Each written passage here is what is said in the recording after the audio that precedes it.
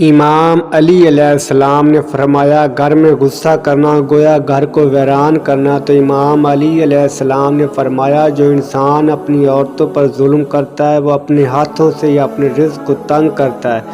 تو امام علی علیہ السلام نے فرمایا اقتدار، طاقت، دولت ملنے کے بعد لوگ بدلتے نہیں بلکہ بے نقاب ہو جاتے ہیں۔ تو امام علی علیہ السلام نے فرمایا جس شخص کے دشمن ہو اور سب دوست ہوں تو اس جیسا منافق کوئی نہیں، کیونکہ دشمن اس کے ہوتے ہیں جو حق کی بات کہتے ہو۔ تو امام علی علیہ السلام نے فرمایا اگر میری زندگی میں دعا نہ ہوتی تو میں اپنے رب کے ساتھ دعا کا رشتہ کیسے نبھاتا۔ تو امام علی علیہ السلام نے فرمایا رزق سخاوت میں پوشیدہ ہے اور لوگ اسے محنت میں تلاش کرتے ہیں۔ تو امام علی علیہ السلام نے فرمایا جس انسان کی زبان خراب ہو جاتی ہے تو اس کا نصیب بھی خراب ہونا شروع ہو جاتا ہے۔